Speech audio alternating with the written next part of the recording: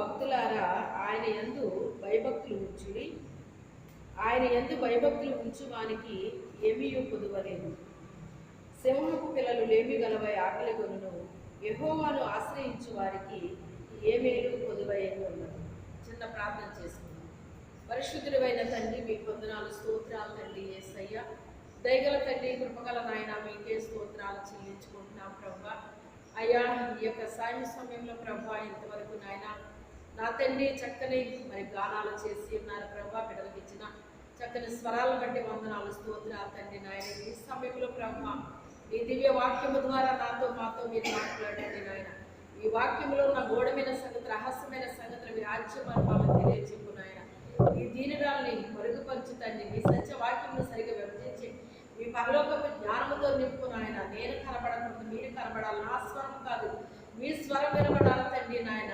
ప్రభా మీరే మాతో మాట్లాడండి నాయన. ఈ మైక్ శబ్దం ఎంత దూరం వినిపిస్తుందో అంతకు మించిన దూరం దివ్య వాక్యం బయలువెళ్ళి అందరినీ దర్శించి స్పర్శించి మీ పరిశుద్ధాత్మ కార్యాలు బలముగా జరిగించండి. ద్వారా చూస్తున్న బిడ్డలు, వింటున్న బిడ్డలతో మీరు మాట్లాడండి నాయన. ప్రభా ఆ బిడ్డలందరూ కూడా ప్రభా నా తండ్రి నీ దివ్య వాక్యము ద్వారా నా తండ్రి బలము, శక్తిని పొందుకోవడానికి, ఆత్మీయ శరీర ఆరోగ్యాలు పొందుకోవడానికి సహాయం చేయకండి. పరిశుద్ధాత్మ దేవుడా మీరే కార్యము చేయమని యేసు అతి పరిశుద్ధ నామములో అడిగి వేడుకుంటున్నాం తండ్రి. ఆమేన్. హల్లెలూయా.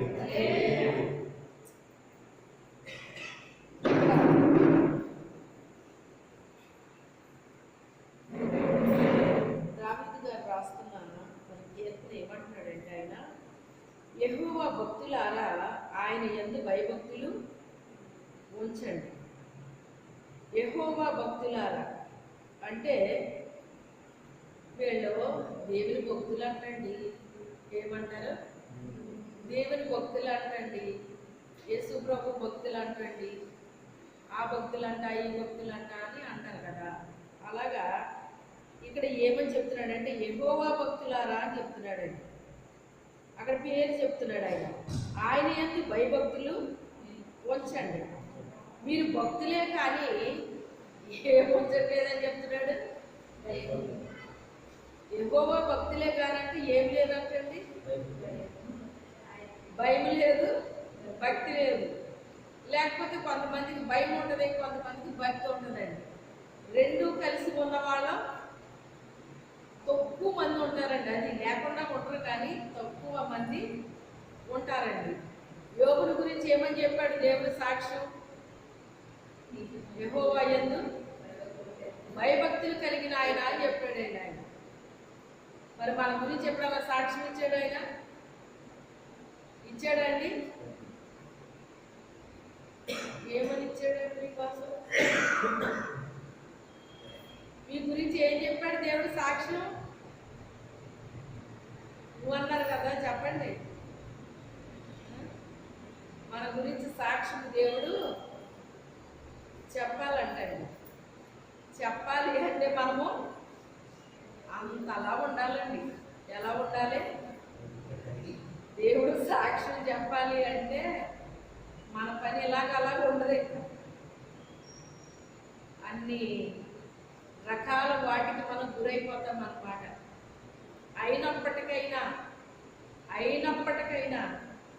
ఆయన యందు భయము భక్తి విడిచిపెట్టకుండా ఉంటే ఆ సాక్ష్యం మనం పొందుకుంటామండి. అనేక రకాల మాటలు అనిపించుకున్న తర్వాత, ఎన్నో రకాలుగా నలకొట్టబడిన తర్వాత, చాలా సంవత్సరాల తర్వాత దేవుడు నా గురించి నాకు సాక్ష్యాన్ని చెప్పారు. చిన్న వయసులో అడిగాను దేవుడిని. యోగు గురించి విన్నప్పుడు, ప్రభా యోగు గురించి సాక్ష్యం చెప్పావు కదా, నా గురించి కూడా సాక్ష్యము చెప్పయ్యా అంటే ఈవేళ అడిగితే మనసులో చెప్పలేదు దేవుడు సాక్ష్యాన్ని. చాలా ప్రాసెస్ అయిపోయిందండి నా జీవితంలో. చాలా చాలా నలిగిపోవడం, విరిగిపోవడం, మరి ఎన్నో అనుభవించిన తర్వాత అప్పుడు దేవుడు సాక్ష్యం చెప్పాడండి. అప్పుడు హృదయం నిండా వేదన, దుఃఖము. ఆయన సాక్ష్యం చెప్పాడు కదా అని ఎగిరి గంతులేసేసేలా లేదు అప్పుడు పరిస్థితి. అబ్బా నా గురించి సాక్ష్యం చెప్పేశాడు దేవుడు అనిపించలేదండి. పోనీలే ప్రభువా, నీ దృష్టికి నేను ఇలా ఉన్నానని చెప్పేవి అంతే చాలు నాకు అని ఒక నిట్టూర్పు విడిచినట్టు అనిపించిందండి మనసులో. ఎక్కడ? మనస్సులో.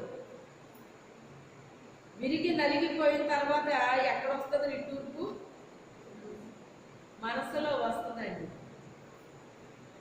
స్టార్టింగ్లో ఎలా ఉంటుంది? పిల్లల వయసులో ఉన్నామనుకోండి, మనం ఎగిరి గొంతులేసేసేటట్టు ఉంటుంది అన్నమాట. ఏదైనా సరే విరిగి నలిగిపోయిన తర్వాత ఎగిరి గొంతులేసినట్టు ఉంటుందా పరిస్థితి? చెప్పండి. అలా ఉండదు. అలా చెప్తాడు అప్పుడు సాక్ష్యం మన గురించి. ఆయన యందు భయము భక్తి వచ్చండి. ఆయన యందు భయము భక్తి ఉంచి వారికి ఏమీ పొదుపు ఉండదు అన్నాడు. ఏముండదంట? ఏమీ పొదుపు ఉండదంట అండి. ఇప్పుడు మనము ఇంట్లో అందరము సంసారాలు చేసుకునే వాళ్ళమే కనుక మన ఇంటికి అవసరమైనవన్నీ మనం కొనుక్కుంటామా కొనుక్కోమా? చెప్పండి. కొనుక్కుంటాం కదా. మరి రోజు వంట చేసుకుని తింటామా తింటాం కదా. అప్పుడు వస్తువులు మనం కొనుక్కుని తెచ్చుకున్నాయి అయిపోతాయి అయిపోవా? అయిపోతున్నాయి అనగా ఏమనిపిస్తుంది మనకి? ఇప్పుడు స్త్రీలు అయితే పురుషులతో ఏమని చెప్తారు? ఫలానా అయిపోతున్నాయి, ఈసారి మీరు షాప్కి వెళ్ళినప్పుడు ఫలానా అయిపోతున్నాయి. ఇంకా పురుషులు ఒక మాట చెప్తారండి, అయిపోయాక చెప్పడం కాదు, ముందు చెప్పు. ఏం చెప్తారు? అయిపోయాక చెప్పడం కాదు, ముందు చెప్పు. ముందు చెప్తే ఎప్పుడైనా వెళ్ళినప్పుడు నేను తెస్తా ఉంటాను అంటారండి. కొంతమంది స్త్రీలకు అలవాటు ఏంటంటే మొత్తం అయిపోయే వరకు చెప్పరండి. వాళ్ళు ఎంత చెప్పినా సరే పురుషులు వీళ్ళు మొత్తం అయిపోయే వరకు చెప్పరన్నమాట అండి. ఇంక వాళ్ళు ఏమి అనలేక పాపం తెస్తారన్నమాట. దెబ్బ కొట్టలేరు, బూతు తిట్టలేరు, తేకుండా ఉండలేరు. ఏం చేస్తారు మరి? ఇంకా నీకు ఎన్నిసార్లు చెప్పాలి ఇలాగా? మొత్తం అయిపోయే వరకు ఉన్నావేంటి అలాగా చెప్తున్నారు కదా అని మనసులో కొంచెం బాధతో మొత్తం తెచ్చేస్తానండి. ఏది ఏమైనప్పటికైనా అమ్మకుండా నువ్వు చెప్పు అని చెప్తారు. అలాగే దేవుడు కూడా అంటండి, మనకి ఏది అయిపోతుందో మన జీవితంలో, ఇప్పుడు నేను అంటే అందరం స్త్రీలు ఉన్నాము కనుక, అందరం కుటుంబాలు కలిగి ఉన్నాం కనుక మీకు సింపుల్గా అర్థమవుతుందని, మీకు సింపుల్గా అర్థమయ్యే నేను ఉదాహరణలు ఇస్తూ ఉంటాను అన్నమాట. ఈజీగా అర్థమవుతుంది. అలాగే మన లైఫ్లో కూడా, మన జీవితాల్లో కూడా, మన కుటుంబాల్లో కూడా ఏది కొదువు వస్తుందో ఆ కొదువు వచ్చేటప్పటికంట పూర్తిగా అయిపోనివ్వడటండి. ఆ కొదువుని ఏం చేస్తాడు ఆయన? తీర్చేస్తాడటండి. కొద్దిగా రానివ్వడటండి. అది వచ్చిన తర్వాత తీర్చడం కాదు. ఇప్పుడు కానా విందులో ద్రాక్షారసం అయిపోయిందండి, అవ్వలేదు అక్కడ. ఇంకా అయిన తర్వాత చెప్పండి నాకు అన్నాడు అక్కడ. అంటే వాళ్ళ దేవుని యందు భయభక్తులు కలిగిన వాళ్ళు కలిగినోడా? మీరు అవునంటున్నారు కాదంటున్నారు నాకు అర్థం అవ్వట్లేదు. మీ తల ఊపే విధానం చూస్తుంది. ఆవిడని అలాగే కనిపించేస్తున్నారా మీరు? చెప్పండి. వాళ్ళు దేవుని యందు భయభక్తులు కలిగిన వాళ్ళ? మరి చెప్పండి, ఆ మాటే కాదు అని చెప్పండి. భయభక్తులు కలిగిన వాళ్ళు కాదు, కానీ వివాహానికి పిలిచారు. వివాహానికి పిలిచారు. వివాహం చూడడానికి, ఆనందించడానికి వెళ్ళలేదు యేసు ప్రభు వారు అక్కడికి. అక్కడ ఒక కొదువు వస్తుంది, ఆ కొదువుని అక్కడ తీర్చాలి. ఎందుకు తీర్చాలి అంటే ఆయన శిష్యులకి విశ్వాసం పెరగాలి. అర్థమైందా? ఎందుకు ఆ పెళ్లికి వెళ్ళాడో తెలుసా మీకు? ఆయన శిష్యులకి ఏం కావాలి? ఆయన యందు విశ్వాసం పెరగాలి ఇంకానే. విశ్వాసం లేదా ఆయన మీద? ఉంది. మనం కొన్ని మన జీవితంలో జరిగిన తర్వాత మనం విశ్వాసాన్ని ఉంచుతాం, అవునా కదా? ఒక్కొక్క అద్భుతం జరుగుతుంటే, ఒక్కొక్క ఆశ్చర్యకార్యం జరుగుతుంటే, ఒక్కొక్క స్వస్థత వస్తుంటే, ఏదో ఒకటి జరుగుతుంటే మన విశ్వాసం ఏమవుతా ఉంటుంది? మనకి పెరుగుతూ ఉంటుందండి, పెరుగుతూ ఉంటుందండి, పెరుగుతూ ఉంటుంది. ఇప్పుడు శిష్యులకి ఏం పెరగాలనుకున్నాడు ఆయన? అక్కడ మీరు చదివితే ఉంటది, అప్పుడు ఆయన యందు విశ్వాసం ఉంచిరి అంటే అప్పటి వరకు ఆయన మీద విశ్వాసం లేదా వాళ్ళకి?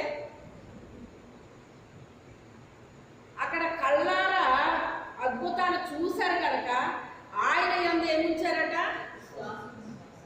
అంటే అంత క్రితం విశ్వాసం ఉంది, కానీ ఇప్పుడు ఇంకా వాళ్ళ యొక్క విశ్వాసం ఏమైంది? బలపరచబడింది. ఏమైంది? బలపరచబడింది. అంటే ఇప్పుడు ఆ వివాహము చేసుకునే ఆ యొక్క ఆ ఫ్యామిలీ, ఆ కుటుంబం దేవుని యందు భయభక్తులు కలిగిన వాళ్ళ కాదు, కానీ ఆయన పిలిచారు. ఆయన వెళ్ళడానికి గల కారణం ఏంటంటే లాస్ట్ పాయింట్ అన్నమాట. ఆయన శిష్యులు ఆయన యందు విశ్వాసం ఉంచిరి అని ఉంటుంది అనమాట అక్కడ. అందుకు అక్కడ ఆ వివాహానికి వెళ్ళడం అనేటువంటిది జరిగింది. అంతే తప్ప పెళ్ళిళ్ళు ఆనందించడానికి, సంతోషించడానికి, పెళ్ళిళ్ళు చేయడానికి వెళ్ళలేదండి ఆయన. అర్థమైందా? నేను వెళ్ళిన వివాహాల్లో కూడా ఒక్కొక్క కొదువ వస్తుంది అనేటప్పటికీ వాళ్ళు నాకేమి చెప్పరు, వాళ్ళు అనుకుంటూ ఉంటారు, ఎవరి మనసులో నేను ప్రార్థన చేసుకుంటాను అంతే. వాళ్ళకి నేను చెప్పను, ప్రభా పలానాది అయిపోతుందంట, వాళ్ళు ఇలా అనుకుంటున్నారు ప్రభు, అది అవ్వకుండా సహాయం చేయి. ఎందుకంటే ఆయన ఎంత శక్తి కలిగినోడో నాకు తెలుసు. అయిపోతున్న దాన్ని కూడా సమృద్ధి చేయగలిగిన కెపాసిటీ కలిగిన ఆయన అని నాకు తెలుసు. ఆయన యందు విశ్వాసం కలిగిన బిడ్డను కనుక అక్కడ ఆయన దాన్ని సమృద్ధి చేయగలడని ఆయన యందు నేను విశ్వాసం ఉంచి ప్రార్థన చేసుకుంటాను నా మనసులో. అక్కడ ఆ కొదువ రాకుండా జరుగుతుంది అనమాట. అలాంటి నా అనుభవాల్లో నాకున్నాయి, మీ అనుభవాల్లో కూడా ఉండొచ్చు మోసం. అయితే ఇక్కడ ఏమంటున్నాడంటే ఆయన యందు భయభక్తులు కలిగిన వారి కట్ట ఏ కొదువ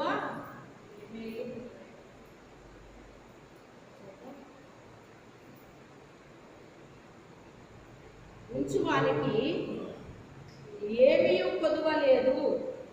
ఏమీ కొదువ లేదు అంటే కొదువ వస్తుందా రావట్లేదు అక్కడ? మనం ఎన్ని వస్తువులు కొనేసుకున్నాయి అయిపోవా? ఎప్పటికన్నది అయిపోతాయి కదండి. అంటే అవి అవ్వక ముందే స్టాక్ పెడుతున్నారు అన్నమాట. ఏం చేస్తున్నారు? స్టాక్ పెడుతున్నారు. మనం ఆయన యందు భయభక్తులు ఉంచితేనంట మనకి కూడా మన యొక్క జీవితాల్లో కానీ కుటుంబాల్లో కానీ ఏమి రానివ్వడట? కొదువ రానివ్వడటండి. ఏమి రానివ్వడం? కొదువ రానివ్వడటండి. అయ్యో ఇది అయిపోయింది ఎలాగా, ఇది లేదు ఎలాగా, ఇది లేదు ఎలాగా, ఇది లేదు ఎలాగా అని చెప్పేసేసి మనం కంగారు పడే స్థితిలో ఉంచడటండి మనల్ని ఆయన. కంగారు పడే స్థితిలో ఉంచడట. అంటే అది అయిపోతూ ఉంది, ఈ లోపులోనే మనకి అది సప్లై వచ్చేస్తుంది అనమాట అండి. సప్లై వచ్చేస్తుంది, ఏదో రూపంలో వస్తుందండి, ఏదో రూపంలో వస్తుంది. ముఖ్యంగా మనల్ని ఏమంటారో తెలుసా? ఎర్రపిల్లుండి మీకు ఏం దొరుకుతాయి ఇక్కడ? అసలనే మీకు ఏమన్నా దొరుకుతాయి ఇక్కడ? మీకు ఏం దొరుకుతాయి ఎక్కడ అంటారండి. చోడవరం పళ్ళు తిన్నట్టుగా మనం తినట్లేదా? చెప్పండి. వాళ్ళు ఏం తింటున్నారో మనం కూడా అవి తింటున్నాం. ఇంకా చెప్పాలంటే వాళ్ళు ఎక్కడే కదా కొరుకు తెచ్చుకోవచ్చు అనుకుంటారు. మనమైతే ఇంట్లో తెచ్చి పెట్టుకుంటాం కూడా. అలాగా మనల్ని మనకి ఏ కొద్దుగా కూడా ఆయన ఏం చేయడట, రానివ్వడటండి. ఎప్పుడు ఆయన యందు భయము భక్తి కలిగి ఉన్నటప్పుడు అండి. ఎప్పుడు ఆయన యందు భయము భక్తి కలిగి ఉంటేనంట ఏ కొద్దుగా రానివ్వను అని చెప్పి కింద ఒక ఉదాహరణ ఇస్తున్నాడు అనమాట. ఇది ప్రభు నాతో మాట్లాడిన మాట ఈరోజు వాక్యం ప్రభు. అయితే ఇది నాకు జ్ఞాపకం చేసిందంటే ఇప్పుడు కింద వచ్చును, పిల్లలారా మీరు వచ్చిన ఆ మాట వినుడి. అది కాదు, సింహపు పిల్లలు లేమి గలవై ఆకలి కొనును, యెహోవాను ఆశ్రయించే వారికి ఏ మేలు కొదువై ఉండదు. ఇది నాకు జ్ఞాపకం చేసింది. దీని గురించి ఏం చెప్పాలి ప్రభు అనుకునేటాడికి పై వచనం చూడు అన్నాడు ఆయన. పై వచనం చూస్తే మనం ఎప్పుడు కూడా వాక్యం చదివేటప్పుడు పైన ఏం రాయబడింది, కింద ఏం రాయబడింది చదవాలండి. అప్పుడు విషయం అర్థమవుతుంది.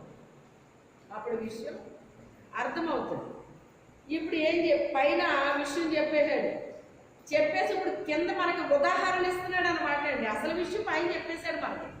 చెప్పేసి ఒక ఉదాహరణ ఏమిస్తున్నాడంటే, సింహపు పిల్లలు, అసలు సింహపు పిల్లలు ఏంటండి, లేవేంటి, అసలు ఆకలివేంటి, వాటి ఆశ్చర్యంగా లేదు. సింహం దేనికి రాజు? అడవికి రాజు. అసలు సింహం తలుచుకుంటే అసలు ఏదైనా చేయగలదా లేదా? ఎలాంటి జంతువునైనా చంపుకొని తినగలిగిందండి అది సింహం అంటే. ఏనుగు చాలా పెద్దది, సింహం మీద దాని స్వరూపం చాలా పెద్దదండి. ఎంత పెద్దదైనా కూడా దాని యొక్క మరి మెడ మీద కూర్చునంట కుంభస్థలం మీద పడుతుంది అని చెప్తారండి. అర్థమైందా? అంటే ఎక్కడ కొట్టాలో దానికి తెలుసు అన్నమాట. సింహం కంటే బలమైంది అది ఏనుగంటే. అంటే బలమైన దాన్ని కూడా వేటాడుతుందా లేదా? వేటాడుతుంది. ఎందుకని? అడవికి రాజు అది. అడవికి రాజు. అడవికి రాజు అయినప్పుడు అదేం చేస్తుంది? అడవికి వెళ్ళి వేటాడి తన పిల్లలకు కూడా పెడతాడు కదా, పెడతాడు. కానీ ఇప్పుడు ఇక్కడ ఏం రాస్తున్నాడు మరి? ఆ సింహపు పిల్లలంట ఆకలి కొని, అసలు వాటికి ఆకలేస్తుందంట, కానీ ఆహారం లేదంటండి. లేమంటే ఏంటి? లేకపోవడం. ఆకలేస్తుంది కానీ వాటికి ఆహారం లేదు. అంటే అడవికి మృగరాజైన ఆ సింహపు పిల్లలైనా లేవి అనుభవిస్తాయంట. కానీ అది దాని అర్థం. అవన్నా లేమి అనుభవిస్తాయి కానీ నా పిల్లలని నేను ఏ కొదువ వాళ్ళకి నేను రానివ్వను అని చెప్తున్నాడండి ఆయన అక్కడ చాలా స్పష్టంగా. ఏ కొదువ రానివ్వను. ఆ సింహము దేన్నైనా వేటాడగలదు, ఏ టైంలో అయినా తన బిడ్డలకు అది ఆహారం పెట్టగలదు, తినగలదు కూడా. కానీ అలాంటి సింహపు పిల్లలు కూడా ఏం చేస్తున్నాయంటే ఆకలి అనేటువంటిది అనుభవిస్తున్నాయంటే. అలాంటి సింహ పిల్లలు కూడా ఆకలి అంటే ఏంటో వాటికి తెలిసింది. ఆకలి కొంటున్నాయంట, లేమి వచ్చేసిందంటండి వాటికి. యెహోవాను ఆశ్రయించే వారికి మేలు కొదువై ఉండదు. అంటే ఏదో ఒక దాంట్లో మేలు. కానీ ఆయన ఏమంటున్నాడు ఇక్కడ? ఏ మేలు? ఏ అంటే అది ఏదైనా కావచ్చు, మన జీవితాల్లో, మన కుటుంబాల్లో అది ఏదైనా కావచ్చు, ఏ రకమైనదైనా కావచ్చు. అదట కొదువై ఉండదటండి. ఏ మేలు కూడా కొదువయ్యి ఉండదు అని చెప్తున్నాడండి. పిల్లలారా, మీరు వచ్చి నా మాట వినుడి, యెహోవా యందలి భయభక్తులు మీకు నేర్పెదను. అంటే ఇప్పుడు వీళ్ళు ఏ దశలో ఉన్నట్టు? పిల్లల దశలో ఉన్నారట. వాళ్ళకి దేవుని యందు భయభక్తులు కలిగి ఉండడం అంటే ఏంటో తెలియదండి. ఈ రోజున కూడా ఇదే జరుగుతుంది. చాలా మందికి దేవుని యందు భయభక్తులు కలిగి ఉండడం అంటే తెలుస్తుందా అండి? తెలుస్తుందా చెప్పండి? తెలియదు. కొంతమంది క్రైస్తవులు అంటే దేవుడు బిడ్డలము అంటున్నారు, మందిరానికి వెళ్తున్నారు, పాటలు పాడుతున్నారు, వాక్యం వింటున్నారు, ప్రార్థన చేస్తున్నారు, కానుకలు అర్పిస్తున్నారు, అన్నీ చేస్తున్నారండి.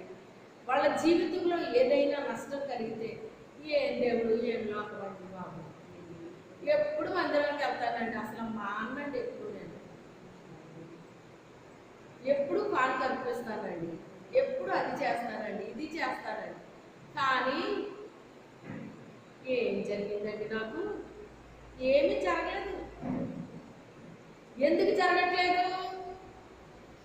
ఎందుకు జరగట్లేదు? వాళ్ళకి భయం ఏంటో తెలియట్లేదు, భక్తి ఏంటో తెలియట్లేదు. భక్తి అంటే ఏంటి? బైబిల్ అడిగి మందిరానికి వెళ్ళమా? నువ్వు బైబిల్ పట్టుకుని నువ్వు మందిరానికి వెళ్తుంటే, లేకపోతే నువ్వు ఎక్కడికన్నా వెళ్తుంటే నిన్ను చూసిన వారు ఏమంటారో తెలుసా? వాళ్ళు చాలా భక్తి పరులండి. ఎందుకని? ఏం చూసి చెప్తున్నారు? చేతిలో ఉన్న బైబిల్ చూసి చెప్తున్నారు. చేతిలో బైబిల్ ఉంటే భక్తి ఉన్నట్ట? చెప్పండి.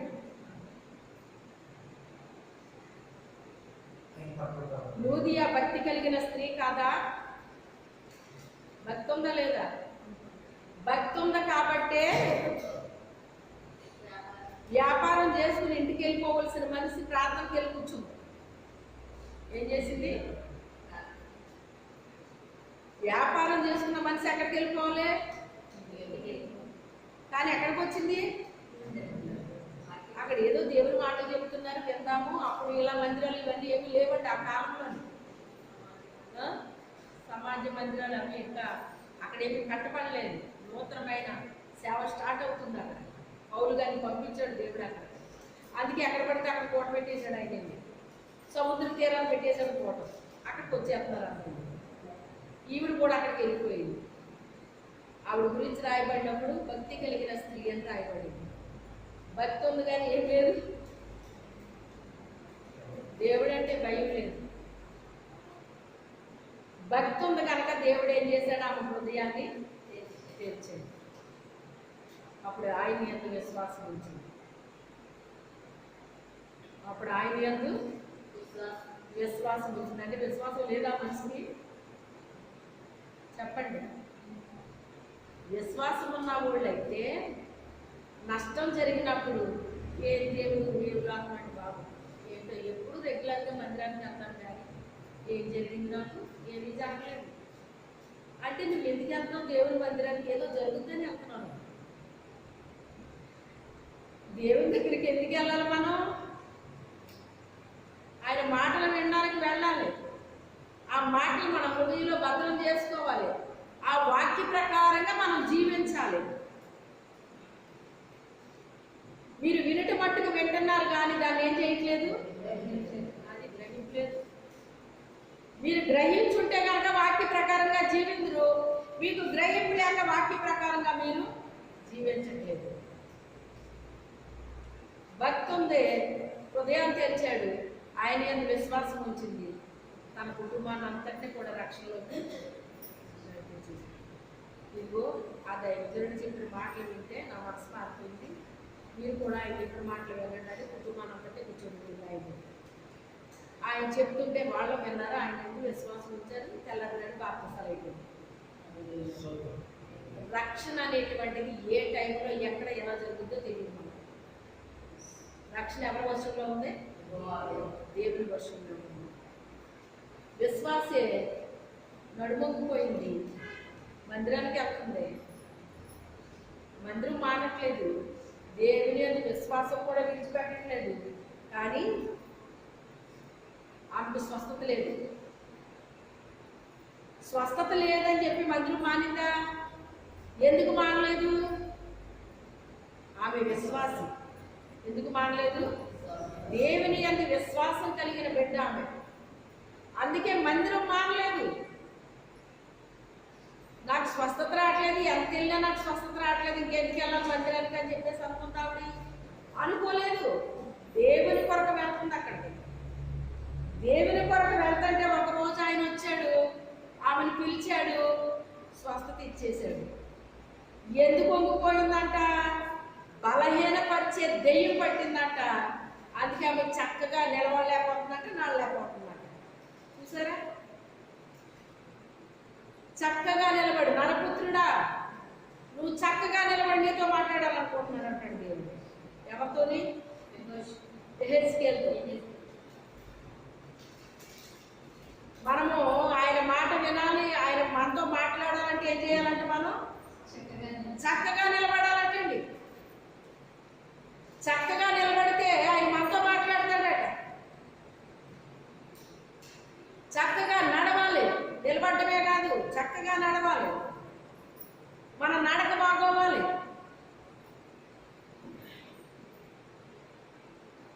నడక బాగోవాలి. అందుకే షూలమ్మితి గురించి మాట్లాడితే ఏమన్నాడు ఆయన? రాజకుమార పుత్రిక, నువ్వు ఎంత చక్కగా నడుస్తున్నావు, నీ నడక చాలా బాగుంది అని సంతోషపడుతున్నాడు ఆయన. దేవునిలో మన నడక బాగోవాలండి. మనం ఏం చేస్తామంటే మనుషులకు నచ్చేటట్టుగా నడాలనుకుంటాం. మనం మనుషులు నువ్వు నచ్చేటట్టు నువ్వు నడిస్తే దేవుడికి నచ్చేటట్టు నువ్వు నడవలేవు. అవునా కాదా? అంటే నువ్వు మనుషుల్ని సంతోషపెట్టాలని నడుస్తున్నావు తప్ప దేవుడిని సంతోషపెట్టాలని నువ్వు నడుస్తున్నావా, జీవిస్తున్నావా? మన జీవన శైలి ఎవరికి నచ్చాలి? దేవుడికి నచ్చాలి. ఓ రాజకుమార పుత్రిక, నువ్వు ఎంత చక్కగా నడుస్తున్నావు. నీ పాదరక్షకులతో, పాదరక్షలు అంటే ఏంటి? సమాధాన సువార్త అనే జోడు తొడుక్కుని చక్కగా నడుస్తుందటండి. సమాధాన సువార్త అనే జోడు మనం కలిగి ఉంటేనట చక్కగా నడవాలటండి, నడుస్తాం. అది ఎవరికి నచ్చుతుంది? అది దేవునికి నచ్చుతుందంటండి. దేవునికి నచ్చింది మనిషికి ఎప్పుడన్నా నచ్చుద్దా? ఎవరికి నచ్చుద్దో తెలుసా? ఆ వధువు సంఘంలో ఎవరైతే ఉన్నారో, పెండ్లి కుమార్తె సంఘములో ఎవరైతే ఉన్నారో ఆ సంఘంలో ఉన్న వాళ్ళందరినీ ఒకే మనసు ఉంటుందండి. అర్థమైందా? వధువ సంఘమే ఎత్తగడుతుందండి పరలోకానికి. ఆ వధువ సంఘం అనేటువంటి దాంట్లో మనము కూడా ఉంటేనంట అందరినీ ఒకటవుతుందటండి. వాళ్ళందరికీ ఏక మనసు పనిచేస్తాం. ఎక్కడెక్కడ ఉన్నప్పటికైనా ఏక మనసు వస్తుందటండి. ఏక మనసు అనేటువంటిది చాలా రకాలుగా వస్తుంది. ఆ రకాలుగా రావడం వేరు, ఆత్మీయంగా రావడం వేరండి. రాత్రి ఒక దైవజనురాల గురించి ప్రభు చూపించాను. చూపించినప్పుడు ఆవిడ చాలా మంచిగా వాక్యం చెప్తారు. మరి మీటింగ్స్లో వాడబడతారు, దేశ విదేశాల్లో తిరుగుతున్నారు. కానీ ఆవిడ చేసే మిస్టేక్ని చూపించాడట దేవుడు. అంతా బాగానే చేస్తుంది, కానీ తన యొక్క పిల్లల విషయంలో వాళ్ళ చెడుతనాన్ని విసర్జించినప్పుడు ఆమె దాన్ని సరిగ్గా క్లీన్ చేయట్లా. నువ్వైతే ఇలా చేస్తావు, ఆమె అలా చేస్తుంది. ఇద్దరికి డిఫరెన్స్ చూపించండి దేవుడు. నేనేమన్నా దేశ విదేశాలకు వెళ్తున్నానా? అదే చెప్తున్నారు కదా, అవతల వాళ్ళు చేసే మిస్టేక్స్ అంటే వాళ్ళ ఎంత పెద్దోడైనా ఇల్లు ఉండొచ్చు, ఎక్కడ చేస్తున్నారు వాళ్ళు మిస్టేక్, అవి తెలియపరుస్తున్నాడండి దేవుడు. ఎందుకు తెలియపరుస్తాడు? డిఫరెన్స్ చూపిస్తున్నాడు అన్నమాట ఇద్దరికి. చాలా ఆశ్చర్యం అనిపించిందండి. ఇప్పుడు ఇంత చాలా మంచి విద్యాభ్యాసం చేసినప్పుడు, మంచి జాబ్ చేసినప్పుడు, జాబ్ను వదిలేసింది, సేవ నిమిత్తం వదిలేయమన్నాడు దేవుడు, వదిలేసింది. అసలు దేశ విదేశాల్లో చక్కని సువార్త ప్రకటిస్తుంది, చాలా మంచిగా చెప్తుంది ఆవిడ, అంతా బాగుంది. కానీ ఇక్కడ మిస్టేక్ చేస్తుందని ప్రభు చూపించారు. అదే నువ్వైతే ఇలా చేస్తావు, కానీ ఆమె అలా చేస్తుంది. ఆ వ్యత్యాసాలు చూపించారన్నమాట. ఎప్పుడు కూడా మనుషులకి నచ్చేటట్టుగా జీవించాలని నేను ఎప్పుడు కోరుకోనండి. నా ప్రభువుకి నేను ఆయన ఏం చెప్పారో అది చెయ్యాలి, ఆయన ఏం చెప్పారో అది చెయ్యాలి అని నాకు అనిపిస్తుందండి. అది ఇప్పుడు కాదు, చిన్న వయసు నుంచి ఆ మనసు వచ్చిందండి నాకు. ఎప్పటి నుంచి వచ్చింది అది? ఎప్పుడో మట్టిలో నుంచో, తర్వాత ఎప్పుడో అలా రాలేదు నాకు. అది బాల్య దశ నుంచి ఆయన విత్తనాలు నాలో వేసేస్తున్నాడు. అవి విని నాలో ఏం జరుగుతుంది, ఆ విన్న ప్రకారంగా జీవించాలి అనేటువంటిది నా మనసులో నేను పెట్టుకున్నానండి. అయితే మనుషులు వాళ్ళకి ఇష్టం వచ్చినట్టుగా నా గురించి మాట్లాడుతూ ఉంటారు. కానీ నా ప్రభు నా గురించి ఏం చెప్తున్నారు అది నాకు చాలా ఇంపార్టెంట్. నా ప్రభు నా గురించి ఏం చెప్తున్నారు నాకు చాలా ఆశ్చర్యం అనిపించిందండి రాత్రి అలా చూపించినప్పుడు. అలాగా చాలా మంది గురించి వాళ్ళు చేసే మిస్టేక్లు ఏంటి, ఎక్కడ పొరపాటు చేస్తున్నారు, ఎక్కడ ఏం చేస్తున్నారు, అవన్నీ ఒక్కోటి ప్రభు చూపిస్తూ ఉన్నారు. అలా అని చెప్పేసి నేను వాళ్ళు తక్కువగా ఎప్పుడు నేను మాట్లాడినాను, తక్కువగా మాట్లాడినా అంటే అది వాళ్ళకి అర్థం కావట్లేదు, అంతే తేడా. అలా చేయలేకపోతున్నారు అంటే దాని అర్థం ఏంటి? ఇప్పుడు వాళ్ళ పాప బాత్రూమ్ వెళ్ళింది అనుకుందాం, ఇంకా చిన్నప్పుడు ఇప్పుడు కానీ వెళ్ళింది అనుకున్నాం. ఇప్పుడు ఆ అమ్మాయి ఏం చేయాలండి? క్లీన్గా దాన్ని క్లీన్ చేసేసేయాలి. క్లీన్ చేసింది కానీ సరిగ్గా చేయలేదు, అక్కడక్కడ ఉండిపోయింది. అప్పుడు ఎలా ఉంటుంది అది? అంటే మీకు బాగా అర్థమయ్యే శైలిలో నేను చెప్తున్నాను. అది ఆమె వెళ్ళింది చేయలేదని కాదు. ఏమవుతుంది అప్పుడు? చిరాకుగా ఉంటుంది. రెండోది ఏమొస్తుంది? ఏంటి ఎక్కడో ఏదో వాసన వస్తుంది, ఏంటి ఎక్కడో ఏదో వాసన వస్తుంది అంటారంట. మీరు ఎక్కడే కూర్చోవచ్చు, ఆ పాప ఎక్కడో వెళ్ళుండొచ్చు, అక్కడెక్కడో వెళ్ళుండొచ్చు. తల్లి సరిగ్గా క్లీన్ చేయనప్పుడు మీరు ఫ్రంట్ కూర్చున్నా కానీ మీకు ఎక్కడ వస్తుంది? మీరు చూసారా పోనీ? అది మీరు చూడలేదు కానీ మీకు ఎక్కడ ఎలా తెలుస్తుంది? మీకు ఆ స్మెల్ తెలుస్తుంది, మీకు ఆ స్మెల్లో తెలుస్తుంది. సరిగ్గా క్లీనింగ్ అనేటువంటి ఆవిడ చేయట్లేదు అని చెప్పారు. చూపించి ఆ డిఫరెన్స్ తెలియపరిచారన్నమాట.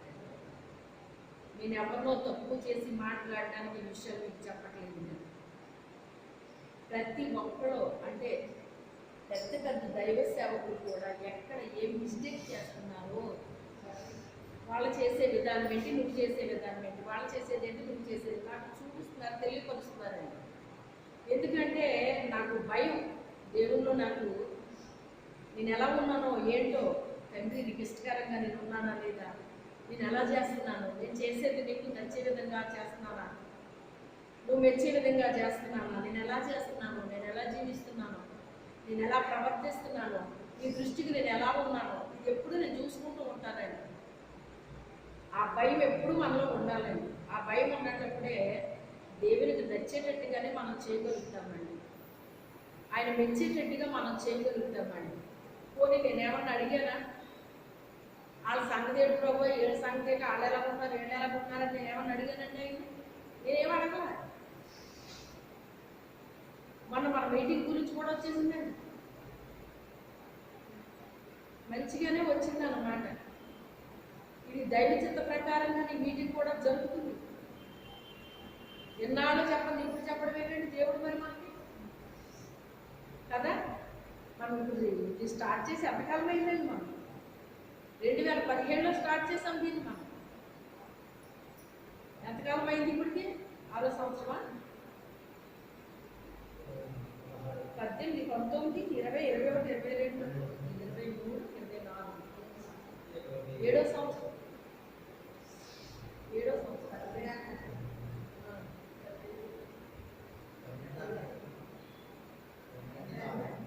అయితే ఇప్పుడు చెప్పారు ఆయన, ఇలా చెయ్యి అని ఇప్పుడు చెప్పారు ఆయన. ఓకే ప్రభు అన్నాను, ఇలా చెప్పారు ప్రభు అని మీకు చెప్పారు, సరేనండి అన్నారు మీరు.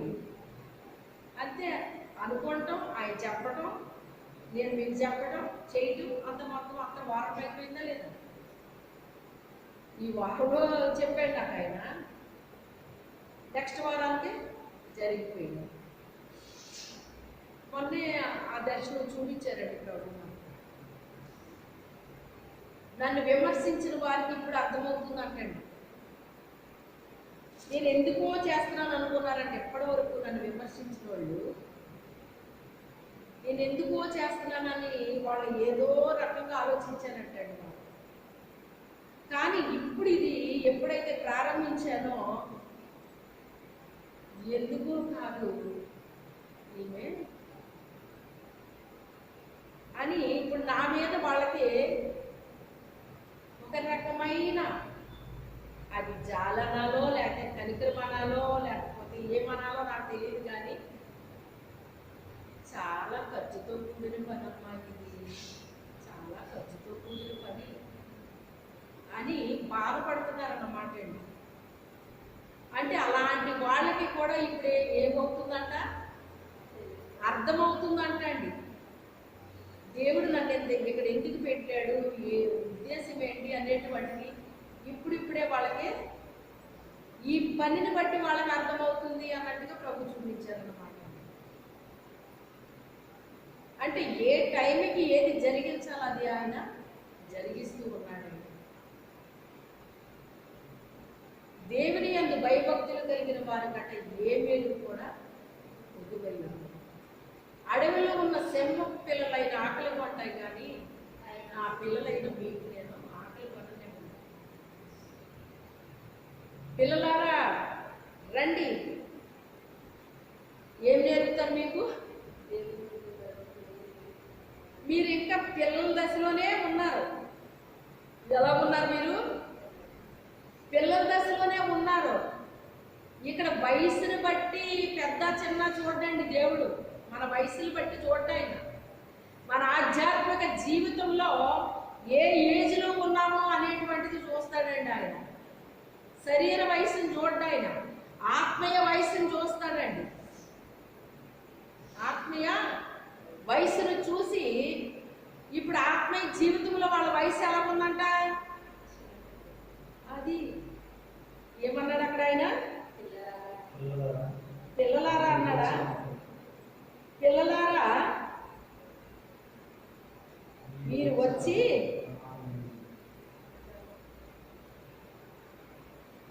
నా మాట వినండి. యెహోవా యందలి భయభక్తులు మీకు, నా మాట మీరు వింటే దేవుని యందు భయము భక్తి ఎలా ఉంచాలో మీకు నేను నేర్పిస్తాను అంటున్నాడు ఆయన. అంటే ఈ పొదువు ఎందుకు వస్తుందో వాళ్ళకి అర్థం అవ్వట్లేదు. ఇంట్లో పొదువు వస్తుందండి, శరీరంలో పొదువు వస్తుందండి, జీవితంలో పొదువు వస్తుందండి. ఏ పొదువు ఎందుకు వస్తుందో అర్థం అవ్వట్లేదు వీళ్ళకి. కారణం ఏంటో తెలియట్లేదు. దేవుని యందు భయము భక్తి అనేటువంటిది లోపించినవి అని అక్కడ చెప్తున్నాడు. అక్కడ ఆయన మీకు పొదువు రావడానికి గల కారణం ఇది అని చెప్తున్నాడు అక్కడ ఆయన. సింహ పిల్లలైనా లేమి కొని ఆకలి కొంటాయేమో, లేమొస్తుందేమో, కానీ నా యందు భయభక్తులు కలిగి అని చెప్పేశాడు. అయితే మీ వయసులో మీరు ఎలా ఉన్నారంటే పిల్లల్లా ఉన్నారు. సరే పిల్లల్లా ఉంటే ఉన్నారులే కానీ రండి నా దగ్గరికి రండి.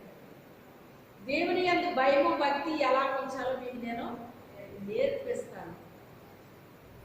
ఇప్పుడు పిల్లల వయసులో ఉన్న వాళ్ళు ఏం చేయాలి? ఇప్పుడు నేర్చుకోవాలండి. ఏం చేయాలి? నేర్చుకోవాలండి. నేర్చుకోవాలి.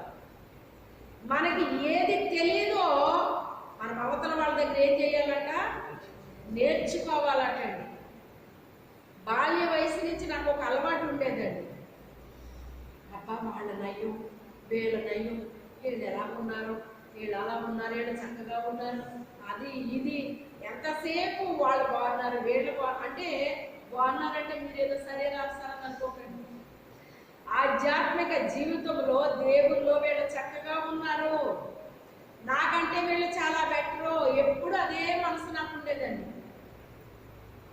నాకంటే వీళ్ళు బెటర్ ఎప్పటికీ అనుకుంటాను నేను. నాకంటే వీళ్ళు బెటర్ అనుకుంటాను నేను. ఖచ్చితంగా మనసు ఉండాలంటండి మనకి. నాకంటే వాళ్ళు బెటర్ అనే మనసు ఉండాలంటండి మనకి. ఆ మనసు ఎప్పుడైతే ఉందో మనం ఎంత ఏజ్కి వెళ్ళినా కూడా ఏం చేయడానికి ఒప్పుకుంటామంట? ఇంకా ఏదో నేర్చుకోవడానికి మనము ఇష్టపడతామంట. విద్యాభ్యాసాన్ని చూసారా మీరు? విన్నారా మీరు? వృద్ధులు అయిపోయే వరకు పరీక్షలు రాస్తాను ఉంటారండి. తెలుసా మీకు? ఎందుకని? వాళ్ళకి చదువు అంటే ఇష్టం. ఏంటి? చదువు అంటే ఇష్టం. ఆ ఇష్టంతో ఎప్పుడు ఏదో ఒకటి కడతానే ఉంటారు, రాస్తానే ఉంటారు, కడతానే ఉంటారు, రాస్తా. వాళ్ళు జాబుల కోసం రాయరండి. ఎందుకని? వాళ్ళకి ఇష్టం, చదువు అంటే ఇష్టం. ఆ డిగ్రీలు పొందుకోవడం ఇష్టం వాళ్ళకి. ఆ చదువు మీద మమకారం పోక ఏదో చదువుతానే ఉంటారు, రాస్తానే ఉంటారు, ఆ డిగ్రీ తీసుకుంటానే ఉంటారు, రాస్తానే ఉంటారు, డిగ్రీలు పొందుతానే ఉంటారండి. అదొక ఇష్టం అన్నమాట అండి వాళ్ళకి. ఏదో ఒకటి చదవాలి, ఏదో ఒకటి రాయాలి, ఏదో ఒకటి పొందుకోవాలి. నేర్చుకునే అనుభవం ఖచ్చితంగా మనకు ఉండాలండి. ఏముండాలి? ఇంకా నేను నేర్చుకునేది ఏమి లేదు, అన్నీ నాకు కూడా తెలుసు, నాకు తెలియాల్సినవి ఏమీ లేదని మనం అనుకుంటే అక్కడితోనే స్టాప్ అయిపోతాం అన్నమాట అండి. అక్కడితోనే స్టాప్ అయిపోతాం. కొన్ని ఎంత పెద్దోళ్ళైనా కూడా కొన్ని విషయాలు తెలియకపోవచ్చు. ఎంత పెద్దోళ్ళైనా కొన్ని విషయాలు తెలియకపోవచ్చు. ఎప్పటికీ నేర్చుకోవడానికి నేను ఇష్టపడతానండి. నాకు తెలియని ఏమైనా ఉంటే అవి గృహానికి సంబంధించినవి కావచ్చు, ఏ అయినప్పటికైనా కూడా ఇంకా ఎవరన్నా ఏదైనా చెప్తే అది నేను అవునా ఈ విషయం నాకు తెలియదు, ఇది నాకు తెలియదు అని చెప్పేసి అది చిన్నపిల్లలు చెప్పినా వింటాను, నేను పెద్దోడు చెప్పినా వింటాను, ఏ ఏజ్లో ఉన్నా చెప్పినా వింటానండి. అవునా ఇది నాకు తెలియదు. ఎప్పుడు వింటామంట?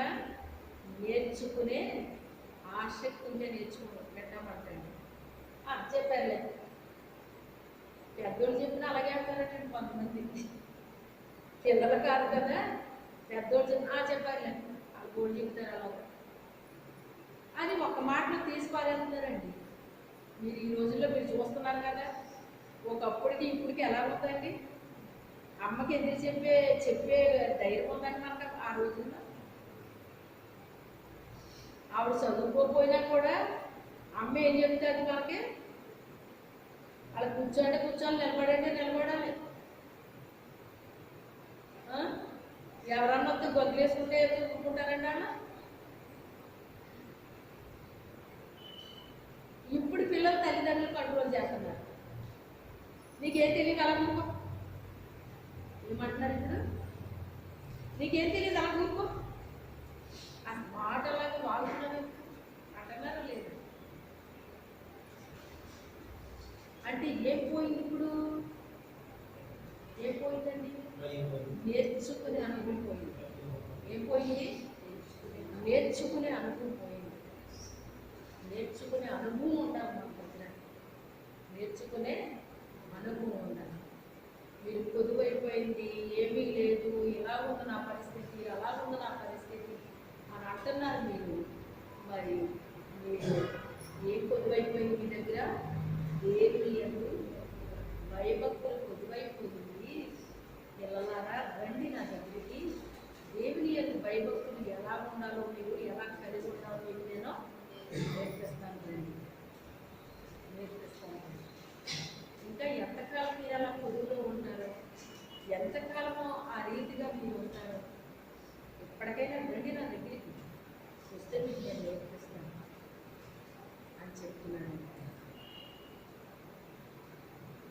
దేవుని యందు నమ్మకం కలిగి ఉండాలని, దేవుని యందు నమ్మకం కలిగి, దేవుని మీద ఆధారపడి, నరులను నమ్ముట కంటే యెహోవాను ఆశ్రయించుట మేలు అను. నరులను నమ్ముట కంటే అంటే నరుల్ని నమ్మొద్దని కాదు అక్కడ అర్థం. నరుల మీద నువ్వు ఆధారపడడం కంటే దేవుని మీద నువ్వు ఆధారపడడం నేర్చుకో అని చెప్తున్నాడంట. మొత్తానికి మనుషుల మాట వినొద్దు, వాళ్ళని ఏదో యూజ్లెస్ ఫెలోస్ అన్నట్టుగా చూడకు నువ్వు, మాట కూడా నువ్వు. కొంతమంది పెద్దరికంగా చెప్పేవాళ్ళు ఉంటారు, కొంత అనుభవంగా చెప్పేవాళ్ళు ఉంటారు, ఇలా రకరకాలు ఉంటారండి. అవి ఏం చేయాలి? మనం వినాలి, కానీ ఏం చేయకూడదట. దేవుని మీద మాత్రమే నువ్వేం చేయాలి? ఆధారపడాలి. దేవుని మీద మాత్రమే ఆధారపడి జీవితంలో ఏ విషయంలో అయినా కూడా దేవుని మీద ఆధారపడు, ఆయన ఎందుకు నమ్మకం ఉంచు, అప్పుడు ఏ మేలు కూడా నీకు ఎదురుగా ఉండదు. ఆయన ఎందుకు భయభక్తులు కలిగి ఉండు, ఏ మేలు నీకు తక్కువ అవ్వదు. ఆ సింహం పిల్లలకైనా ఆకలేస్తుందేమో కానీ నిన్న ఆకలి మాత్రం